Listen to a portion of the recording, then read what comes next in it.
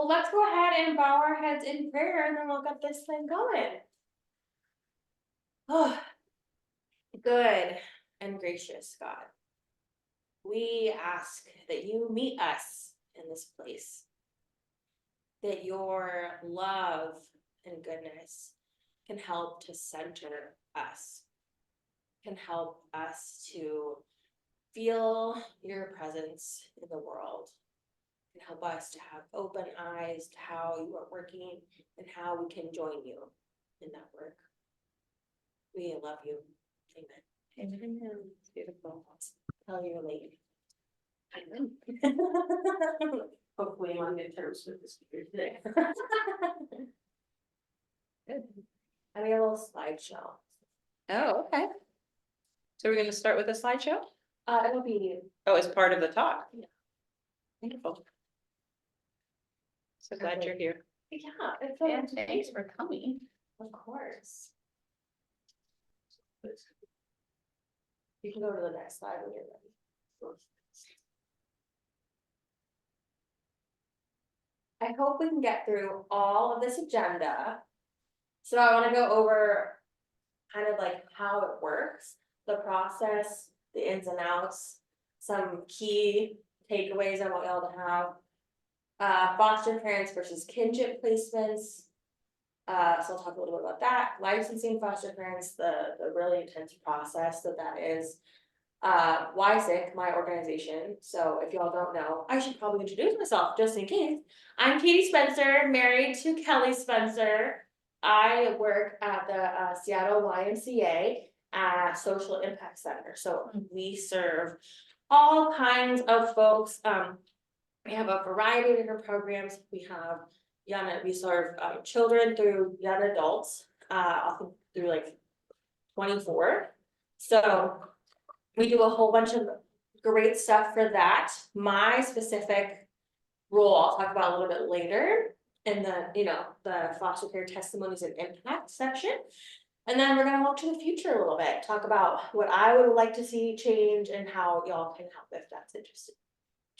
Great. Alrighty. So I'm gonna first start off by asking, raise your hand if you know someone who is in foster care or has been in foster care.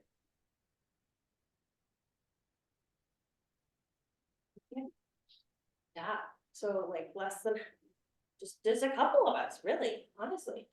I guess I should have raised my hand. And I wanna go around if I can and just ask, what's the first word you think of when you hear foster care? Ann Huber. What? Ann Huber, Oh, it's a person. Explain. Because, Ann, well, she used to come to this church and she fostered many, babies that, well, I would say they were probably on drugs because the parent wasn't. So she's just, and of course, she adopted the children from India. And so I just first went, oh, I could have said Linda Hunter too. That's what I think of Treehouse, but that's not actually, it's just a person I'm thinking of, so. Yeah, well, you could say a word too if you want. There's no limit. I think of brave, maybe, brave for the people who take in the kids and also the kids who are this education. I think of abandoned in a sense because they had biological parents and probably still do. But those parents, for whatever reason, just can't take care. Welcome, Come sit in the front row. I saved it for you. We're happy to have you. Thank you. Which is not a very nice word to think of. It's not a But- very nice thing. Well, it's not a very nice thing, and there's a lot that happens after the abandonment, but that there was an abandonment at some point, and that's gotta have an effect psychologically, in addition to everything else that happens. Just to clue y'all in, I'm so glad you're here. We're Thank going around and sharing one word that we think of when we hear like the term foster care. You don't have to go in a circle, it's kind of, we can do a little popcorn action. I always think it's sad. Because it could be abandonment, could be death, could be incarceration. It just seems like it's always a sad event that kicks off the process.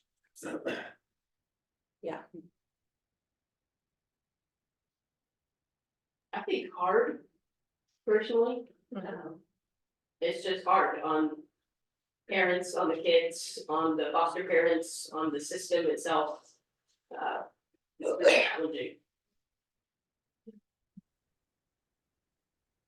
I always Folks on think, yeah, I always think abuse, just the one person I know who went through foster care, I met through Dory, and it was a kind of abuse neglect situation that put him in foster care.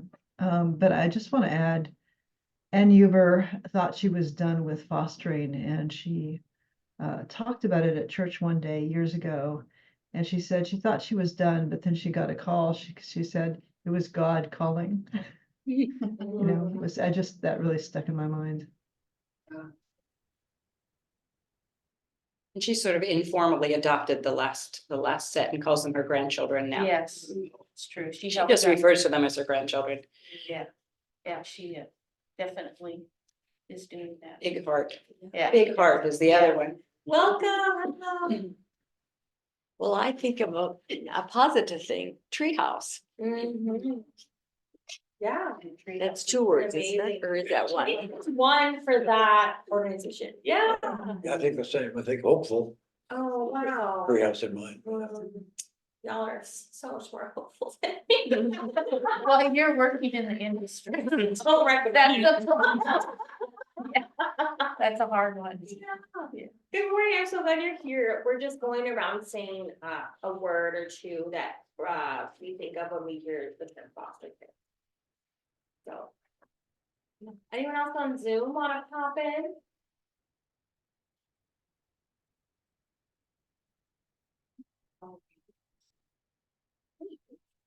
Well, some other things, so I think y'all could answer the question of how kids end up in care. I think one thing that I see all of the kids that I work with, right, so I'm a therapist working with majority kids in care or who've been out of care, is they don't feel like they have any power, right? They don't have any consistency, as I'm gonna talk about later, but just the lack of control. So, right, they're running away, they're doing drugs, they're fighting at school, they're engaging in self-harm, they're trying to get grasp onto anything they can to have a sense of control.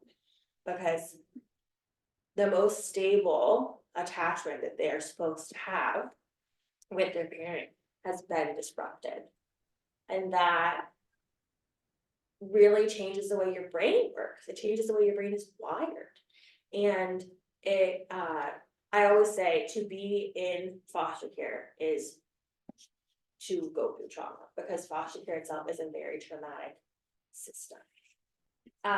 It's also really important to consider like the people who are in foster care and their parents. I think it's really important. I'm consistently examining my own bias that I have towards biological parents.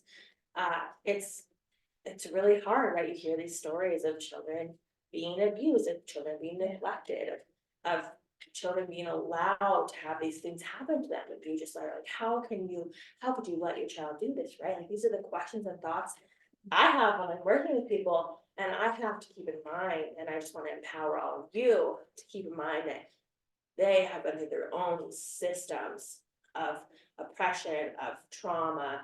A lot of folks are in relationships and communities where it's really hard to break out of. It's all they know. One thing, so I don't know if you all know this, but Kelly and I fostered a child actually. And one thing that we really got from that is that like a lot of kids know in foster care is chaos.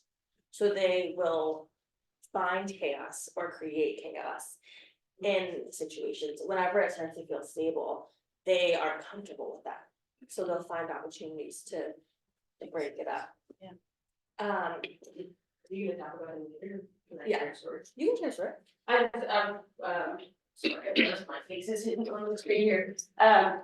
It was really interesting when Katie and I had our foster kid, we were his 22nd placement in Wow. one singular year. In a year.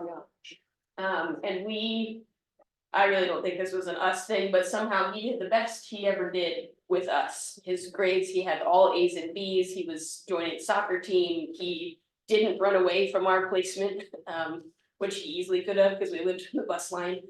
And yet, even with that, and knowing Katie and I's heart, for loving him and providing support, he still was seeking chaos, and because he didn't know what to do with stability. So even in the best case scenarios, that trauma is still coming up, that search for control for so much of your life when you didn't have it before.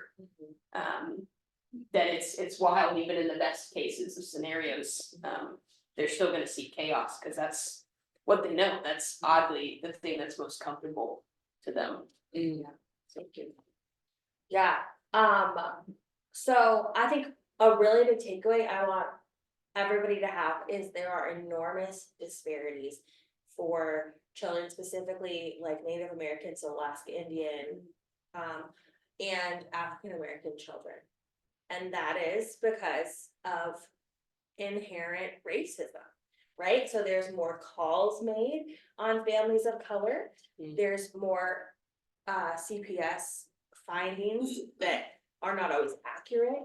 I have some statistics here I'm going to share. So a report indicates that in general, African American and American Indian, Alaska Native children are overrepresented in the foster care system. And they do vary from state to state. It's most of the time it's between 2 and 4 times the proportion of African American children are in the population. Nationally, AN children are overrepresented at the rate of 2.4 times the rate of the general population. And there's actually some states where AN children are in the child welfare system at a rate of nearly 20 times the rate of the population. And that's, it's important to consider most people of color that are involved in the system, right, are lower income, which definitely is a high causation between having the resources you need and being able to take care of your kid, right? Like if you think about a single parent who has 5 kids, how are you going to be able to adequately support those children without, and the state really does not give ample support to provide those children. Even if you're working full-time, a single person, think about, like, I can't imagine living in Seattle and having multiple children as a single parent. It blows my mind. So just some perspective there. Another example with just how racism shows up for one of my coworkers. She has 2 clients in the same family. They were in care for 2 years, and mom's rights should have been terminated immediately. She was a young, white, charismatic woman who was able to use that to her advantage, to leverage it and really convince people to give her multiple chances when she shouldn't have had them. And that because of that, they didn't follow the timeline that is supposed to occur within the foster care system. Did they keep going back and forth to home? They know, but how it works is a lot of parents, right? So like most parents want their kids, right? If they don't, they'll sign right away, pretty much, that they don't want, and they'll give their rights to the state. But for someone who does want their child, but they are in, addiction or whatever's keeping them from having their kids, they will try to do a little bit right as time for court comes, so it can look a little good, and that just kind of kicks the can down the road for a really long time. So it can get really complicated, especially, I want to talk about the family first law. So that was just passed in January, and it sounds really good on paper, but the reality is a lot more complicated than that. So the family first law basically is encouraging kinship it's encouraging families to have more means to take kids and support them, because there's not enough foster parents. So there's, like, foster parents get thousands of dollars and kinship placements don't get any. Or they didn't until January. So now they're given some resources to support. An example of that is our foster kid, we had Joe, he was with his uncle beforehand, and he was a single dad with 4 of his own kids. And he was still somehow finding a way to buy like really nice Nikes for our kid, and it was such an enormous hardship for him financially. I'm thinking about the Nikes because he would like use that as a reward and take them away or whatever, but yeah, it's pretty startling. So it sounds really nice, right? Like that has been a really positive, that kinship placements, so family or a person that knows the child before foster care, they are getting support, which is great. But on the downside is, so DCYF has gotten sued a lot for not providing adequate or safe placements.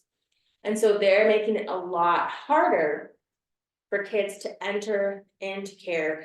And this is kind of leading rushes to returning home. Because they have pretty strict timelines put in place with the Family First Law. So they have to move really fast and oftentimes too fast.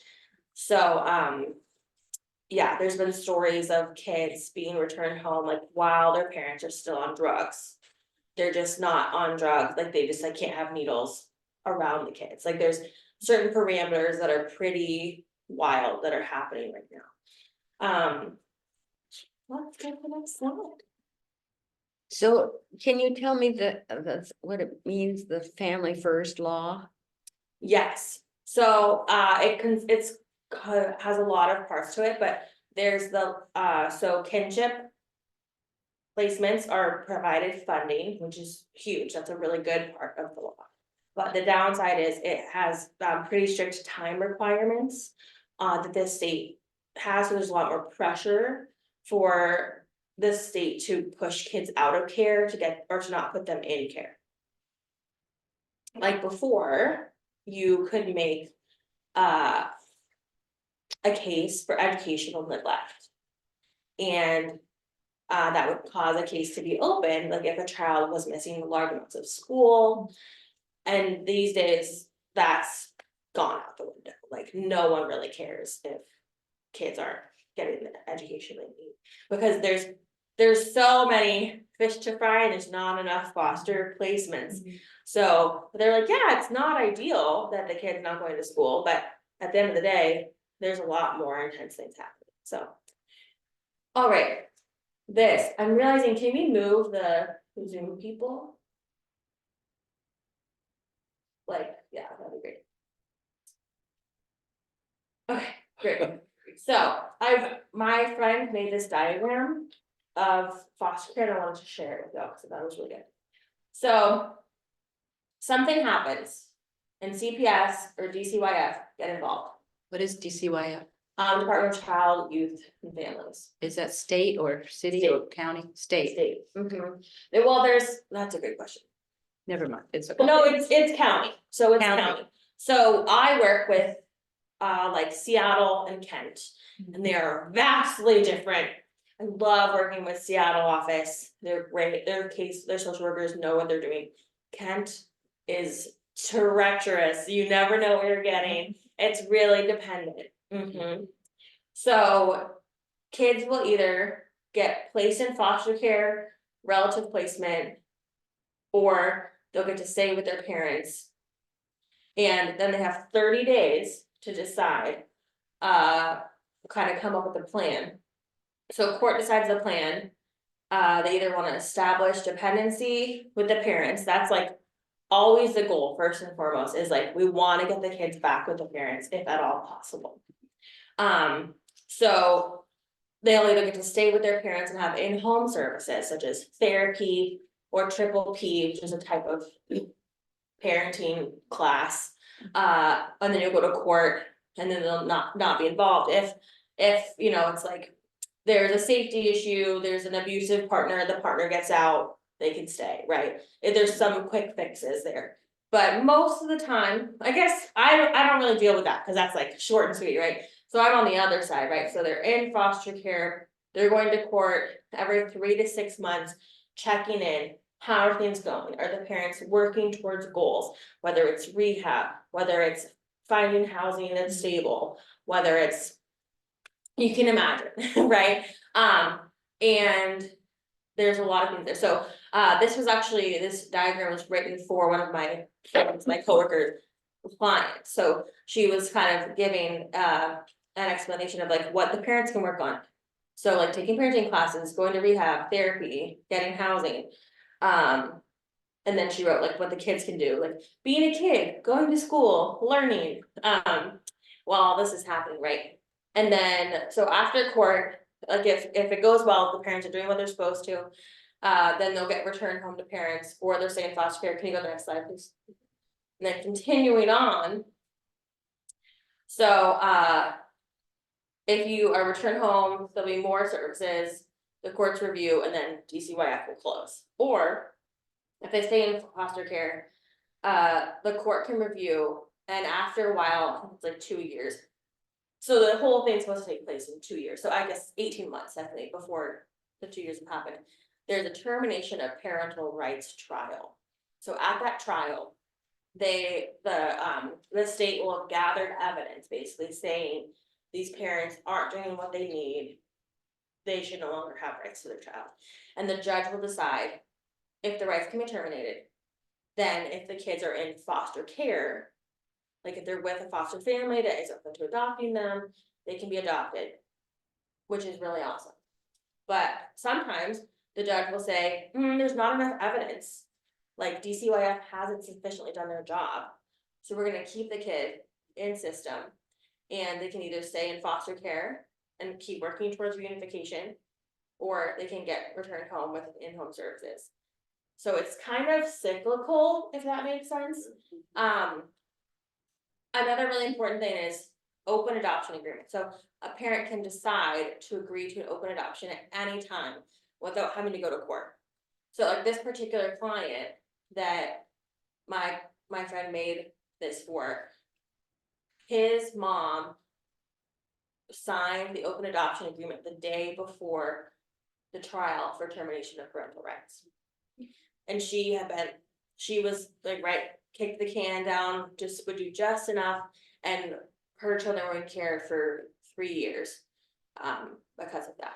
So what is that open adoption agreement? So that means that, so this is actually really, really cool. So that comes in, so foster care, like if the kids are in a foster home, they can get adopted and they can have a relationship with their biological parents, because at the end of the day, you still really want to have that component.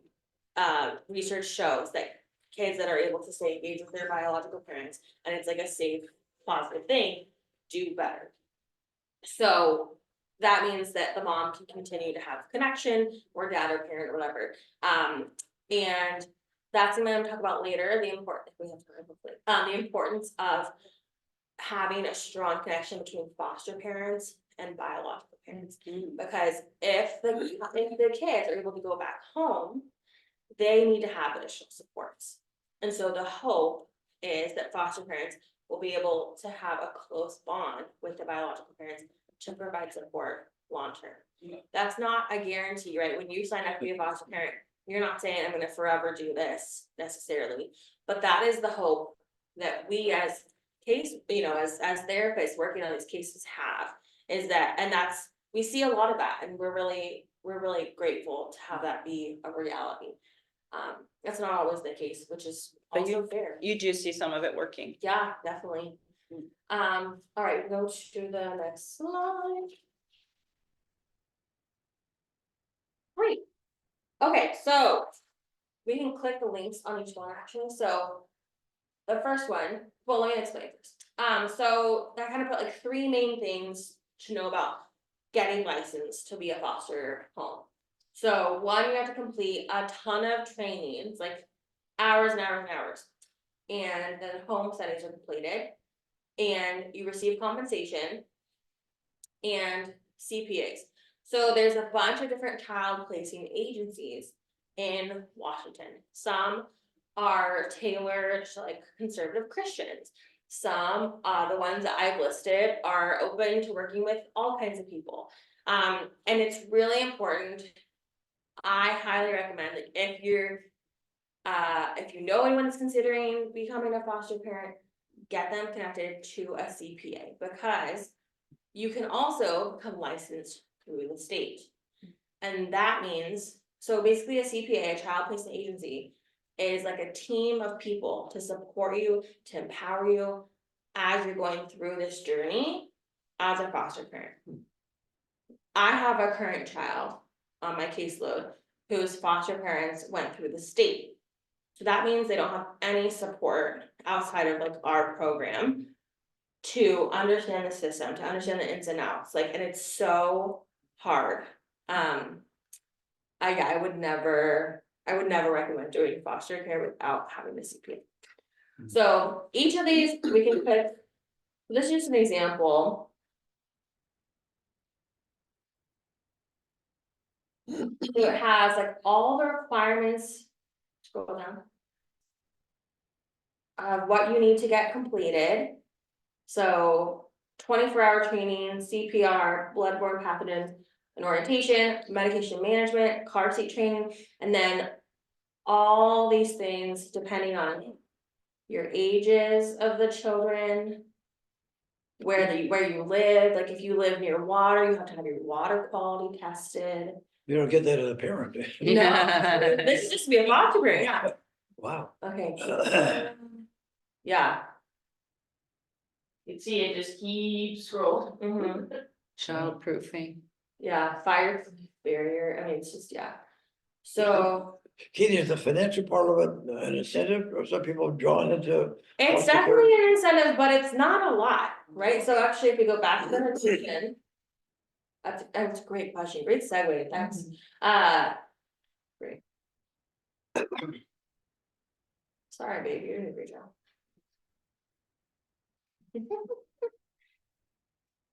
Okay, so.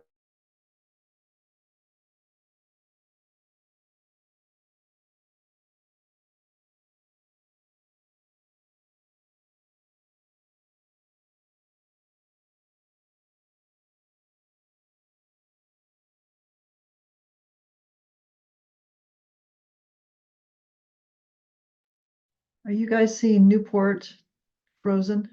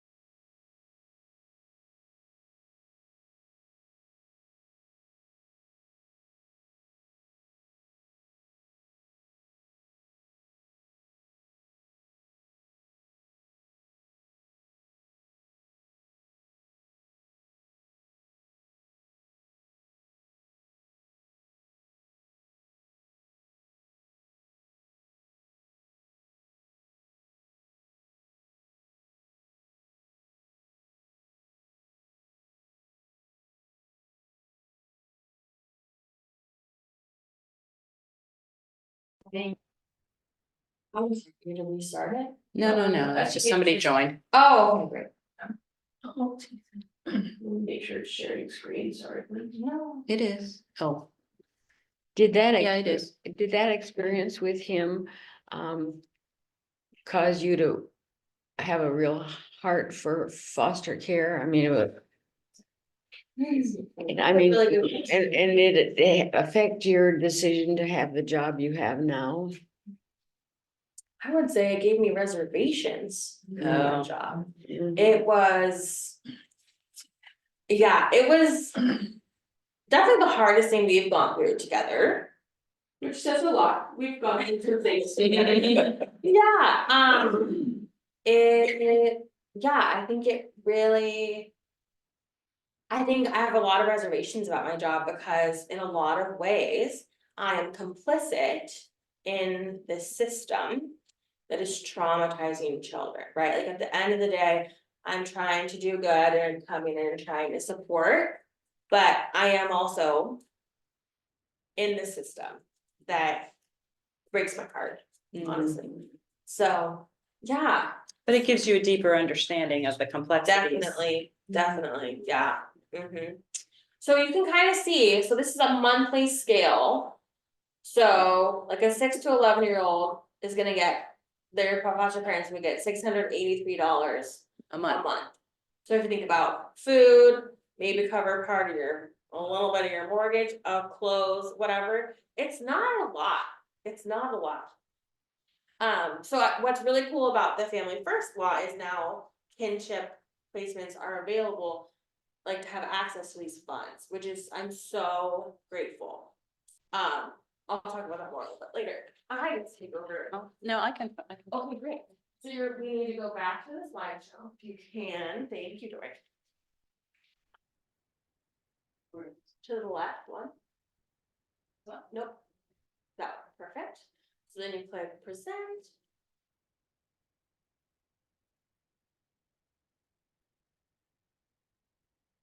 Oh, and we might need to move the Zoom people over. I was thinking about how, And then go on, and then click present at the top. I'm sorry.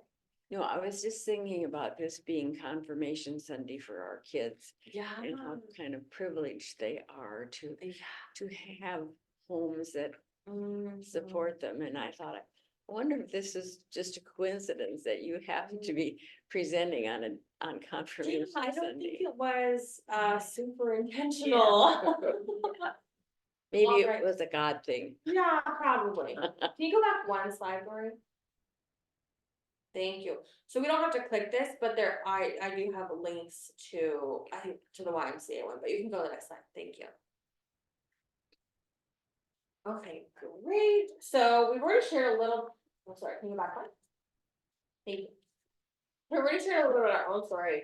So I have 5 out of my 9 clients right now have either been in foster care or are currently in care. So I kind of thought it would be interesting and maybe helpful to understand at a deeper level, kind of how different these cases can look. So I'll say this without using names or locations for confidentiality. So IH is my littlest kiddo, she's 5, and her mom is actually at a rehab facility right now. She lives with foster parents who are really kind, a really amazing family. They just like took her on an amazing trip over spring break, and a little snippet is so parents still have rights as they're going through this process. So she had to get permission, like the foster mom had to get permission from the bio mom to take her on the trip. And so this biological mom has had 4 kids in care for this child, and all of them have ended up in adoption out to other families. There's a long history of drug abuse, of sexually exploiting her own children, really, really intense stuff. Yeah, so my client definitely has sexual trauma, and we see that showing up in a lot of ways. I won't go into too much detail there, but, next, we have AO, little, 9-year-old angel, super sweet. I think it's also interesting to maybe talk about race, so IH is white, AO is African American, AF is Latino, and AHJH are Latino. So AO, so if you look, yeah, even only one of those families is white, that's really interesting. So AO lives with a kinship placement, a family member. And she has 4 siblings. And 2 of them. Oh wait, she has 5 siblings, and only one of them is living with her right now. Cause the other one was causing a lot of issues in the home, and he is now living with his bio dad. So AO is a girl, and she has her little sister with her, and she has a baby sister and a brother in the middle too, that are in different homes throughout Washington. And she hasn't really been able to see her siblings, so that's something they'll also really try to do. They often have regular visits with biological parents, and they'll also try to have regular visits with siblings to try to keep that bond and those connections. So AO had a ton of behavioral issues in school and at home. She would break and destroy all of her toys.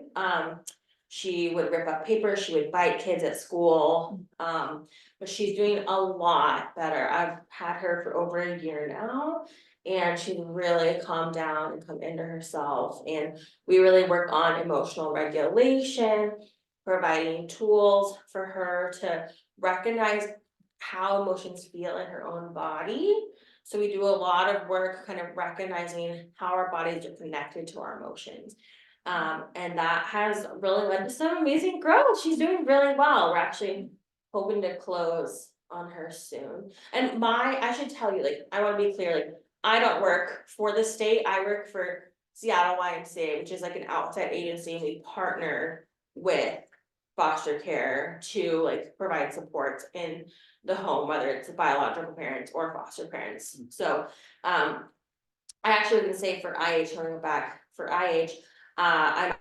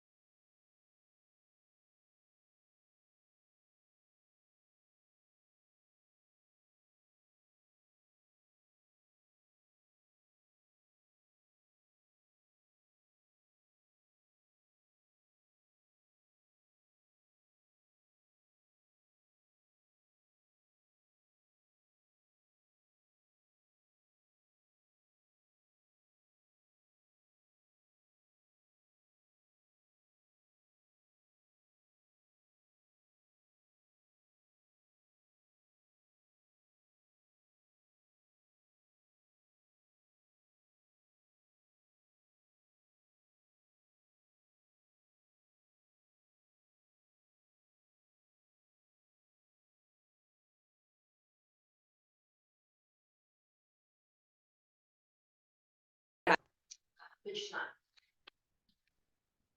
So yeah, that's my presentation. You have other questions, other things that we can answer? Yeah. A complex system. Yeah. Yeah. Makes us realize the complexity, if nothing more. Yeah. I know, I was like, how do I explain this in an hour? Pretty hard. Yeah, there's whole Yeah. classes of, right, might have a step you want. Yeah. It's just unfortunate, you know, the parents are struggling with school. Otherwise, they get to keep their kids, but you know, you don't want the kids on either. Yeah, it's so complicated, and I have to examine my bias toward them every day, and I'm right. Oh, yeah. And I'm so grateful that I have some cases where, like, the parents have gotten their kids back, and I'm able to see the love and the joy and the goodness that can happen. But I genuinely don't think that every parent should. Like, there are some that I just, No, they're not. yeah. Yeah. And, you know, you give them 6 months of support, that's not long enough. Yeah, right, They need that's it for a And lot no longer. financial support. Right, and they. Yeah. The foster families get financial support, but the bio. families Yeah, bio don't. parents don't, can. Right, and they need more therapy than 6 months. Oh, yeah. You're just barely touching the tip of the iceberg when in 6 months. Even with the, you know, to give them tools for parenting. Yeah, yeah. Well, thank you, Katie. Yeah, thank you. Super positive, but that's where we are. Thanks for showing like it is. Yeah, for sure. Oh, yeah. Yeah. Did you know kids are abused? Linda Hunter is coming next week to talk about treehouse, so it's a. Should be the hopeful side. And,